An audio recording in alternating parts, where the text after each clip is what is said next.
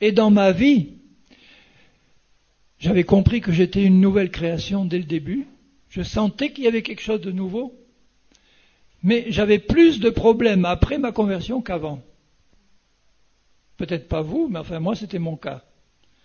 J'avais des combats terribles, des tentations impures, des pensées impures, des pensées de crainte, des pensées qui venaient. Et en même temps des bonnes pensées de Dieu, ne crains pas, non, je suis bien. Tout ça se bombardait là dans mon âme. Des tentations encore plus violentes. Est-ce que vous croyez qu'un pécheur, il a du mal à pécher? Non, il n'a aucun mal. Tandis qu'un chrétien, qui est né de nouveau, qui a des tentations de péché, il est mal. Parce qu'il sait que c'est mauvais. Il sait que l'adultère, c'est pas bon. Il sait que le mensonge, c'est pas bon. Le vol, c'est pas bon. Et il sent encore des tentations comme ça qui viennent.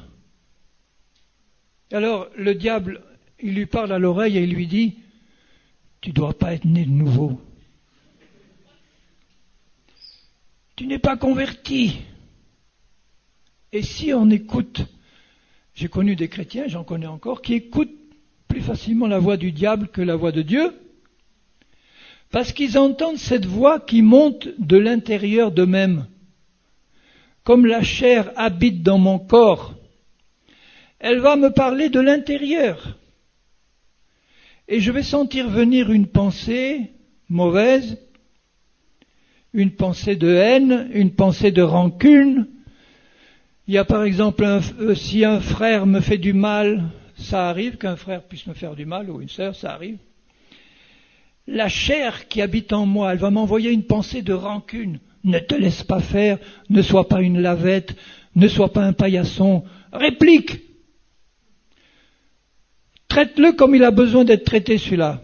Donne-lui une bonne leçon, spirituelle, bien sûr. Ça, c'est la chair qui parle. L'esprit, il dit, mais pardonne-lui, tends-lui l'autre joue, pardonne-lui de tout ton cœur. Et il y a un combat dans l'âme, pas dans mon esprit. Dans mon esprit, il n'y a aucun combat, parce que mon esprit, il est en Christ. Il est une nouvelle création, il n'a que des bonnes pensées. Paul écrit à Timothée en lui disant, ce n'est pas un esprit de timidité que vous avez reçu, mais un esprit de force, d'amour, de sagesse. Il parle de son esprit, il ne parle pas du Saint-Esprit. Donc si tu es né de nouveau, tu as reçu un esprit de force, d'amour, de sagesse, parce que celui qui est ta force, ton amour et ta sagesse, Jésus, habite dans ton esprit. Et tu as été recréé à l'image de Jésus. Mais la chair qui habite dans ton corps, elle n'est pas convertie, elle, et elle ne se convertira jamais. Donc tout le problème des chrétiens, c'est ça. Arriver à comprendre qu'il y a dans leur corps une puissance de péché qui continue d'agir même après leur conversion, et cette puissance de péché n'a rien à voir avec leur nouvelle nature. Quand Dieu m'a fait comprendre ça, ça a été une grande libération.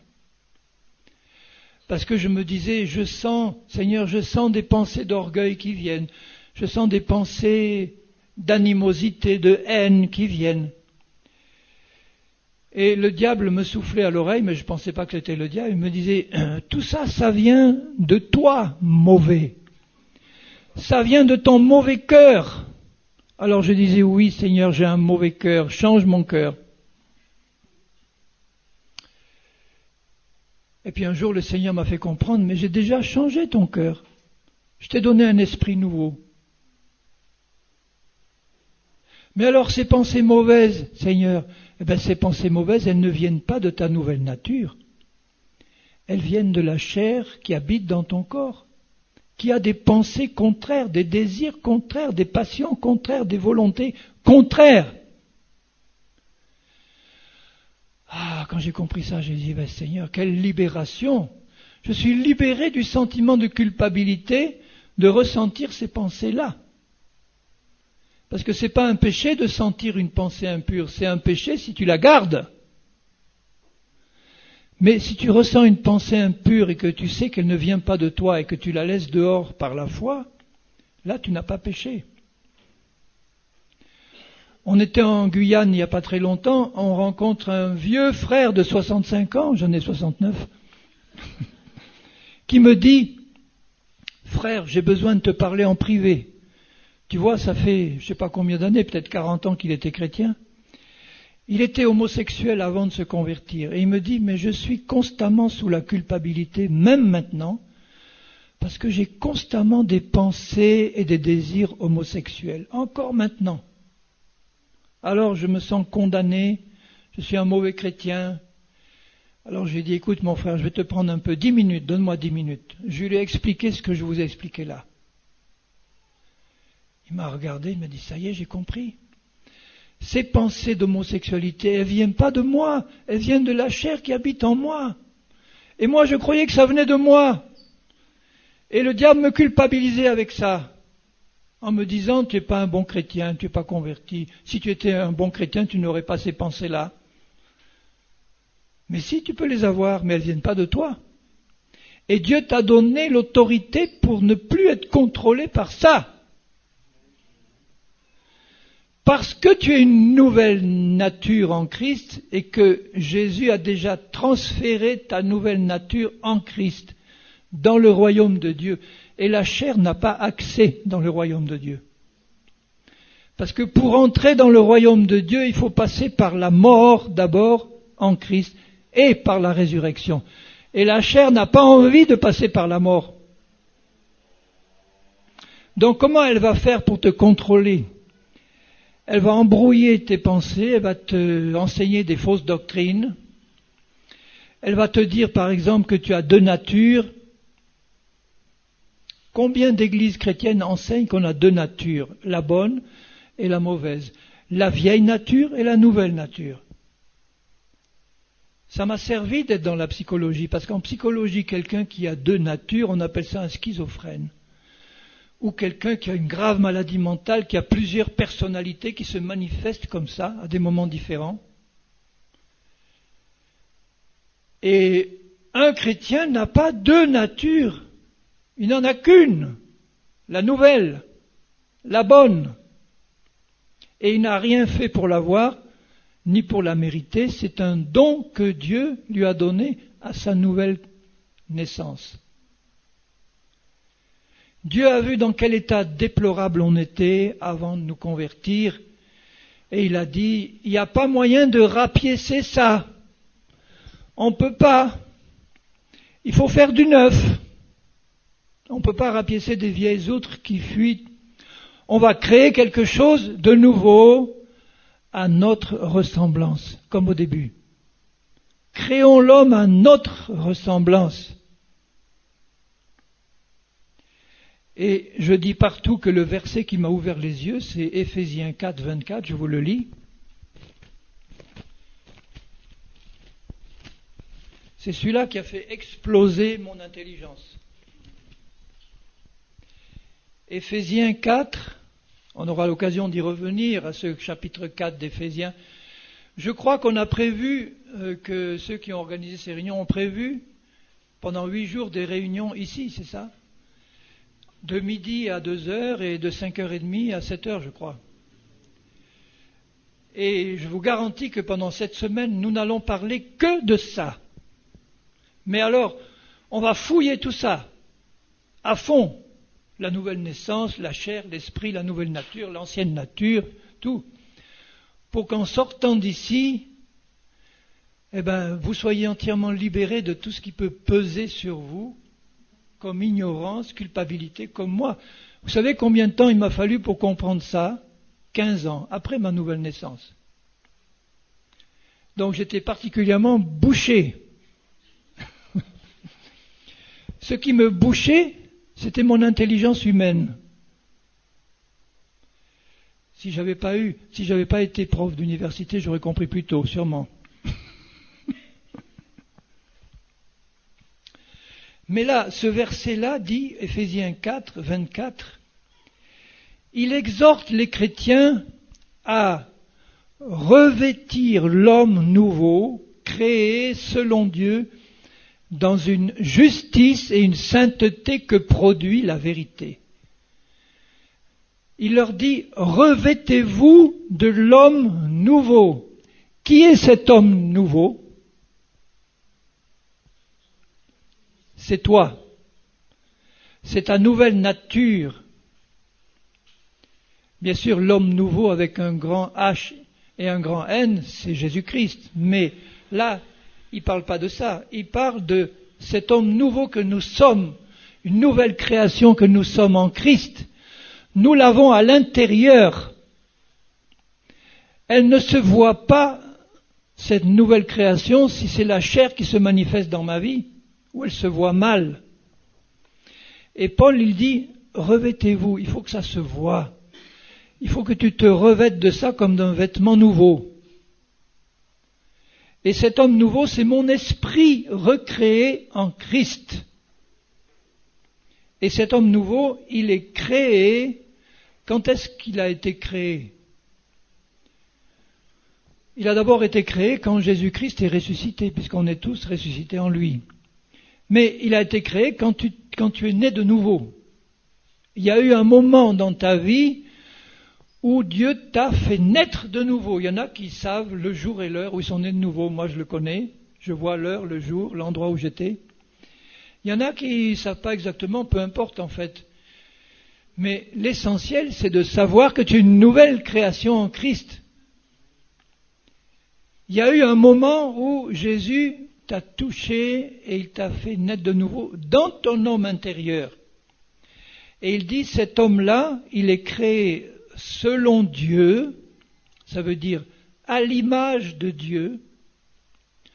En français ordinaire, selon Dieu, ça veut dire à l'image de Dieu. Qui est l'image de Dieu? C'est Jésus-Christ. C'est Jésus-Christ qui est l'image parfaite du Père, parce qu'il a dit, quand tu me vois, tu vois le Père. Jésus n'est pas le Père, il y a le Père, le Fils, le Saint-Esprit, mais il a dit qu'il est la manifestation visible, celui qui a vu Jésus a vu le Père. Il n'y a pas de différence spirituelle entre le Père, le Fils et l'Esprit. C'est un Dieu unique, mais manifesté éternellement en trois, distincts, mais qui ont la même substance divine. Et il nous dit, tu es créé à l'image de Dieu, c'est-à-dire à l'image de Jésus-Christ, dans une justice et une sainteté que produit la vérité. Quand Dieu crée quelque chose, il le crée bien. Est-ce que tu vois Dieu créer ton être nouveau, bancal, à moitié réussi, encore tourmenté par le péché? Mais non. Dieu, il a créé en toi un être intérieur qui, dès le départ, il est saint, pur, juste, parfait, comme Dieu le désire. Tu n'as rien à faire pour être parfait, c'est un don de Dieu. Tu as à croire et tu as à progresser dans la manifestation de cette perfection que tu as à l'intérieur. J'aurai l'occasion d'expliquer ça dans le courant de la semaine. Comment on peut être déjà parfait dans notre esprit, mais on n'est pas parfait dans notre vie de tous les jours. Il faut que la perfection qu'on a dans l'esprit se manifeste. C'est ça qu'il appelle se revêtir de cet homme-là. Et pour que la perfection que j'ai dedans se manifeste, il faut que Dieu m'ouvre les yeux sur tout ce qui est encore charnel dans ma vie concrète maintenant. Tout ce qui est humain, tout ce qui est tradition humaine, tout ce qui est tradition religieuse. Tout ça empêche Jésus de se manifester. Tout ce qui est charnel et humain. Et c'est la vérité qui nous libère. Donc si je reçois, moi, un enseignement qui est mélangé entre la chair et l'esprit, avec des traditions humaines et des vérités bibliques, c'est pas avec ça que je vais pouvoir voir clairement la vérité. Si je reçois un enseignement charnel, il va me lier à la chair, à la religion. Si je reçois un enseignement qui est dans l'esprit, il va me libérer de la chair et de la religion des hommes. Vous êtes d'accord avec ce que je vous dis? C'est biblique? Si jamais un jour je vous disais quelque chose de pas biblique, vous vous levez immédiatement et vous dites, frère, qu'est-ce que tu as dit là? C'est pas biblique. Ah mais oui, c'est comme ça qu'il faut faire. Il ne faut pas traîner. À ce moment-là, je dirais, bon, je t'écoute, dis-moi. Mais tu ne vas pas me persuader si tu ne m'amènes pas des arguments bibliques toi-même. Hein?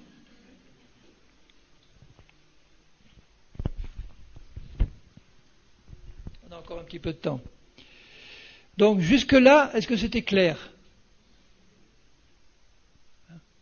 Mais c'est hyper important ce qu'on dit là.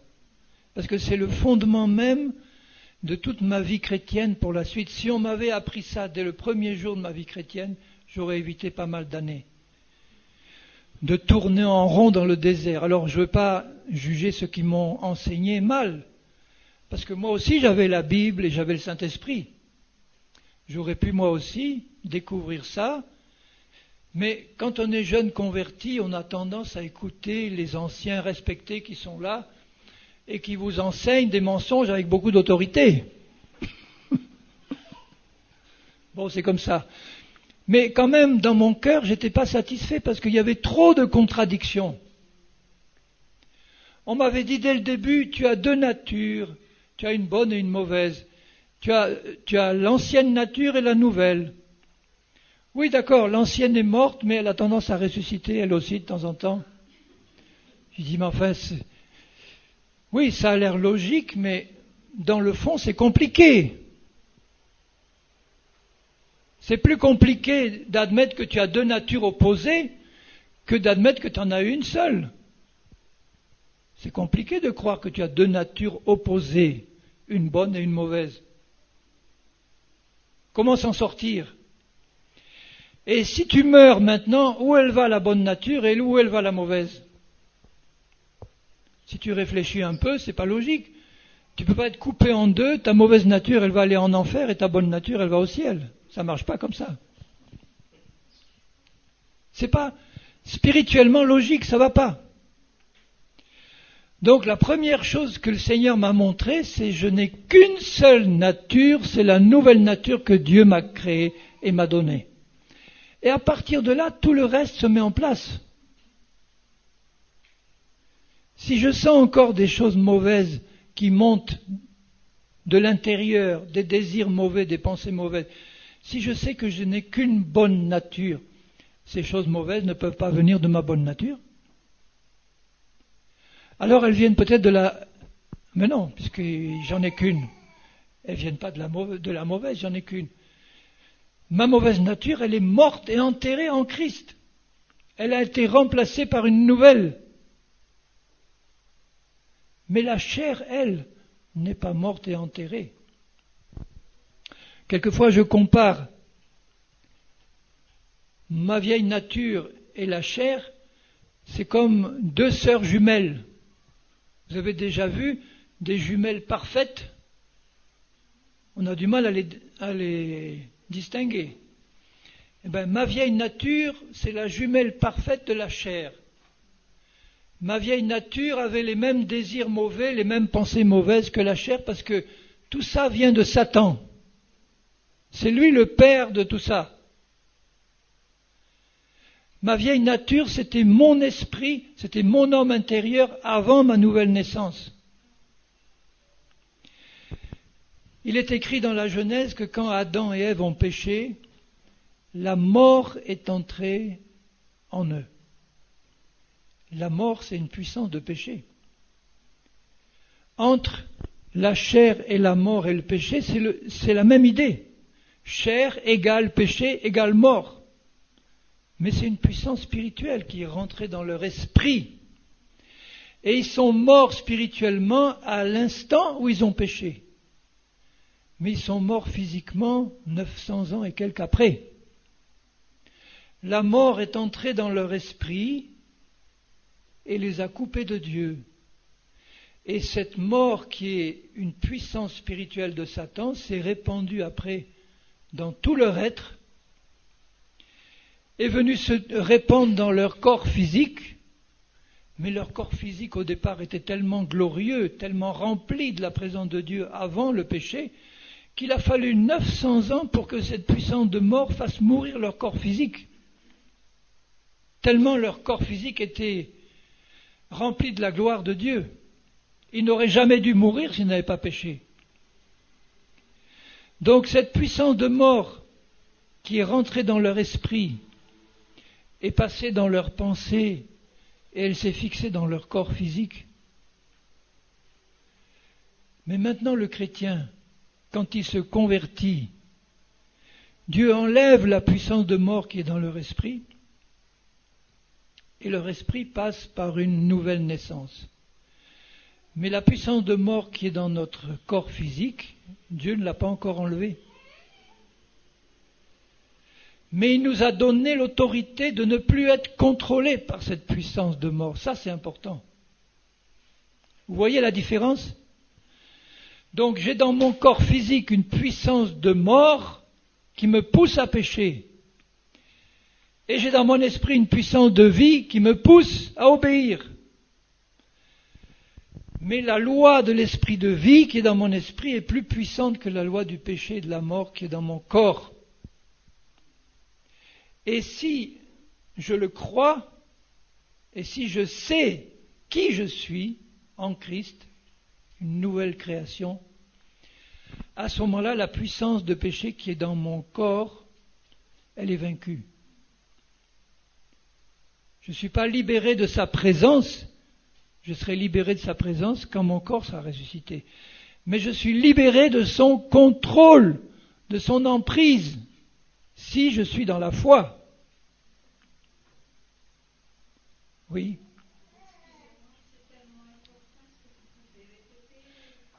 Mais j'aurai 8 jours pour répéter. Si vous revenez, voilà, je vais répéter ça pour que ce soit clair. Quand Adam et Ève ont péché, leur esprit était pur, leur corps était pur, ils devaient vivre éternellement.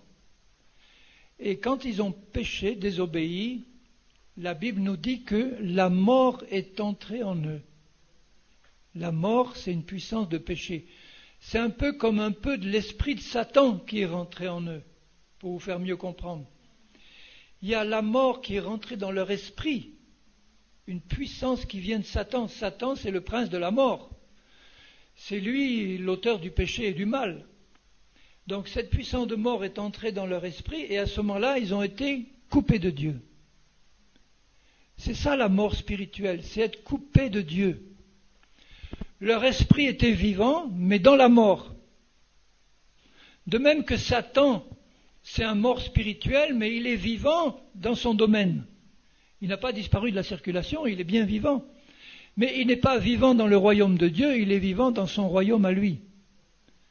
Et à partir du moment où ils ont péché, Adam et Ève ont été coupés du royaume de Dieu et de Dieu, et ils ont continué à vivre, mais dans la mort. Et cette puissance de mort, elle est descendue au niveau de leur âme, de leurs pensées, de leurs sentiments, de leur volonté.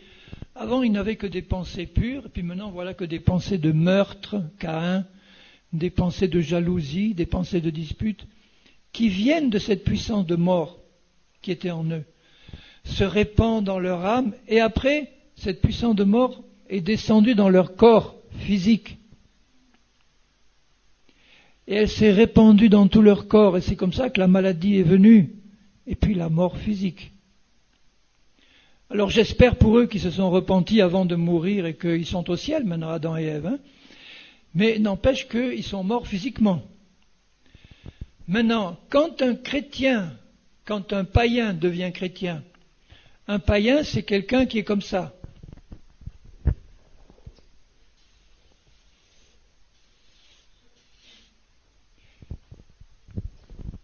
Voilà comment étaient Adam et Ève avant. Leur esprit, leur âme et leur corps étaient parfaitement blancs, tout propres. Ils étaient en communion avec Dieu, qui est esprit. Et quand la mort est entrée, Alors Satan est là, lui. On va le noircir un peu. Alors, la mort est entrée dans leur esprit. Alors je mets un gros point noir là, pour montrer que la mort est entrée. Et quand la mort est entrée, ils ont été coupés de Dieu. Et après cette mort-là, qui est une puissance qui est capable de penser, d'agir, d'avoir des désirs, des volontés qui sont conformes aux désirs et à la volonté de Satan, cette puissance-là s'est répandue dans leurs pensées et puis elle s'est fixée dans leur corps et tout a été contaminé par la mort et le péché. C'est ça qu'on voit dans le monde. Le monde entier est sous la puissance du malin parce qu'il est sous le contrôle de la mort, qui est une puissance de péché, de rébellion. Maintenant, quand ce pauvre homme-là, perdu, ou cette pauvre femme perdue, entend l'évangile et entend qu'il y a eu un sauveur qui est venu sur la croix pour porter dans son corps le péché des hommes, les maladies, les infirmités et la mort. Jésus a porté nos péchés dans son corps qui est mort à cause de nos péchés. Ceux qui entendent ce message-là et qui acceptent Jésus, eh bien, ils passent immédiatement par une nouvelle naissance spirituelle. Ça veut dire que là, cette puissance de mort qui était dans leur esprit, là, Dieu l'enlève et il fait recréer leur esprit à neuf. Alors je vais mettre la représentation d'un chrétien né de nouveau au début de sa conversion. La puissance de mort qui était fixée au niveau de son corps, est-ce qu'elle est toujours là, oui ou non? Elle est toujours là, puisque le corps est toujours fixé, il est toujours soumis à la mort, le corps physique. Bon, au niveau de son âme, un chrétien nouveau, est-ce qu'il peut encore avoir des pensées mauvaises, des désirs mauvais? Oui. Parce que c'est la puissance de péché qui est fixée maintenant au niveau de son corps, qui va lui envoyer au niveau de son âme tous ces petits points noirs là, qui sont les œuvres de la chair, l'animosité, la haine, la rancune, les désirs mauvais. Ça vient d'une puissance de péché qui est fixée dans notre corps physique. Mais son esprit, il est tout beau, tout propre. Il est recréé à neuf. Il n'y a plus de mort là-dedans. Dieu, qui est esprit, il a rétabli le contact, et non seulement ça, mais il vient habiter, le Saint-Esprit vient habiter là dans notre esprit. Le contact est rétabli. Mais vous voyez que maintenant, au niveau de notre être, je ne suis pas conscient de mon esprit. Mon centre de conscience n'est pas au niveau de mon esprit, il est au niveau de mon âme, de mes pensées, de mes sentiments. Et Dieu, par mon esprit, va envoyer dans mon âme des bonnes pensées, des bons sentiments, des bonnes volontés. Et voyez le conflit là entre les points noirs et les points blancs. Les points blancs, c'est les bonnes pensées qui viennent de mon esprit, qui viennent de Dieu par mon esprit, et les points noirs, c'est les mauvaises pensées qui viennent du diable par la chair. Et le chrétien charnel, c'est le chrétien qui est contrôlé par une majorité de points noirs par rapport aux points blancs. Et tout le problème de la vie du chrétien, c'est pas son esprit. Mon esprit n'a pas besoin d'être sanctifié, il est saint déjà. Mon esprit n'a pas besoin d'être perfectionné, il est parfait déjà. C'est un don de Dieu. Mais c'est au niveau de mon âme que je vais devoir faire le tri maintenant. Si une pensée me vient, j'ai la responsabilité de discerner si cette pensée vient de la chair ou de l'esprit, si elle vient du diable ou de Dieu. Et qu'est-ce qui va me permettre de faire distinction-là, de voir clair. Eh bien, c'est ça, ce livre-là, et le Saint-Esprit qui habite en moi. Le Saint-Esprit qui habite en moi, si je sais l'écouter, et si j'étudie cette parole-là, c'est lui qui va me montrer que cette pensée-là ne vient pas de Dieu, mais elle vient de la chair. Alors si je vous dis, par exemple, une pensée d'adultère, ça vient de la chair ou de l'esprit? Bon, là, c'est clair. Mais si je vous dis, cette manière de louer Dieu, là, elle vient de la chair ou de l'esprit? Ah, là, c'est déjà plus délicat. J'ai été dans des églises en France où on se serait cru dans une boîte de nuit au moment de la louange. Vraiment. Et tu sens dans ton esprit que cette louange-là, elle est charnelle. Ça veut dire que la chair, elle est capable de louer Dieu, mais pas en esprit et en vérité. Parce que les adorateurs que le Père cherche sont des adorateurs qui sont inspirés par l'Esprit. Est-ce que vous croyez qu'il peut y avoir une manière de louer Dieu qui est charnelle? Est-ce qu'il peut y avoir une manière de prier Dieu qui est charnelle? Est-ce que vous croyez que la chair peut prier Dieu? Mais bien sûr, puisque même les démons prient Dieu. Le démoniaque de Gadara, qui avait 6000 démons, le démon prie Jésus en disant « Seigneur, ne nous envoie pas hors de cette région ». Et Dieu a exaucé leur prière. Alors si les démons peuvent prier, la chair, elle prie aussi. Une prière charnelle, c'est ça. Seigneur, regarde comment je souffre, regarde cette sœur vilaine qui m'a fait du mal. Seigneur, regarde ce pasteur-là, je ne veux plus le voir parce que chaque dimanche j'ai l'impression qu'il prêche contre moi. Alors Seigneur, débarrasse-moi d'eux parce que vraiment ça ne va plus. Ça c'est une prière complètement charnelle. Est-ce qu'il y a une manière d'adorer Dieu qui peut être charnelle? Oui. S'il n'y avait pas de manière d'adorer Dieu qui était charnelle, il n'y aurait aucune religion humaine. Il n'y aurait pas les musulmans, les hindous, etc. Dans leur religion, ils adorent aussi Dieu. Mais c'est la chair qui les pousse à adorer Dieu de cette manière-là. La chair est une puissance qui a des désirs, qui a des pensées, qui a des volontés contraires à celles de l'esprit. Et tout le travail de sanctification, il va être là, et aussi au niveau du corps. Vous avez des habitudes corporelles qui sont charnelles, habitudes sexuelles, habitudes de nourriture, de boisson, de dormir trop, etc. Tout ça, c'est la chair. Et la sanctification consiste à déconnecter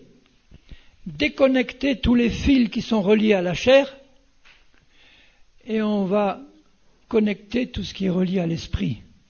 Et là, le chrétien, il va devenir de plus en plus spirituel et de moins en moins charnel. Est-ce que c'est plus clair, ma sœur, maintenant? Bon. Oui. À propos de l'esprit. L'esprit, donc, l'esprit est déjà sain. L'esprit est neuf, parfait. Il n'y a plus rien à faire. C'est acquis. C'est définitif. Mais des fois, par exemple, quand je me sens faible, quand je me sens que j'ai péché, j'ai fait du mal, je sens que j'ai péché. Là, c'est pas l'esprit, mais c'est la chair. Non, si tu sens que tu as... Alors, excusez-moi, je tutoie tous mes frères et sœurs. Vous pouvez le faire pour moi aussi, pas de problème. Hein. Je tutoie Dieu, alors je peux vous tutoyer. Oui, vas-y. Après, là, l'esprit, donc, c'est l'état de l'esprit, on le sait déjà. Mais ce que je voudrais vous demander, c'est que par rapport à la prière et à la lecture de la Bible, ça c'est pour l'esprit ou c'est pour...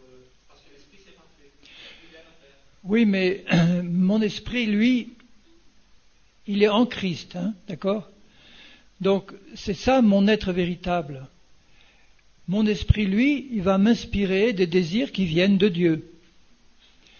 Le Saint-Esprit qui habite dans mon esprit, lui, il a un rôle essentiel pour m'éclairer par rapport à la chair, parce que c'est lui, le Saint-Esprit, qui convainc de péché, de justice, de jugement.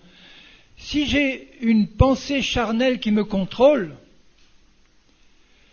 mon esprit et le Saint-Esprit, qui travaillent ensemble, vont essayer de me le montrer. Par exemple, je vais ressentir une tristesse qui vient de Dieu. Je sens que j'ai attristé le Saint-Esprit par mon comportement charnel. Mais la chair, il y a aussi une tristesse qui vient de la chair. Par exemple, la chair va te dire, bon, tu as mal fait, tu vas sentir une tristesse, mais qui va te pousser à la mort. Comme Paul l'explique dans 2 Corinthiens. Et la tristesse de Judas, par exemple, il est dit que Judas, il s'est repenti, mais pas de la bonne façon. Il a eu du remords, et cette tristesse l'a poussé à se tuer.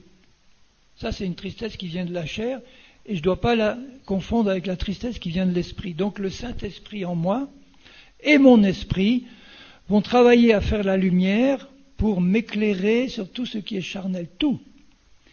Et Dieu va commencer par les choses les plus grossières, les plus évidentes, et à mesure que j'avance avec lui, il va me montrer les choses les plus subtiles. Il y a une manière, par exemple, de diriger une église qui peut être charnelle et une autre qui peut être spirituelle. Il y a une manière de prier, de louer Dieu, etc. Donc, à mesure que j'avance avec Dieu, si dans mon cœur je veux connaître la vérité, ça c'est capital.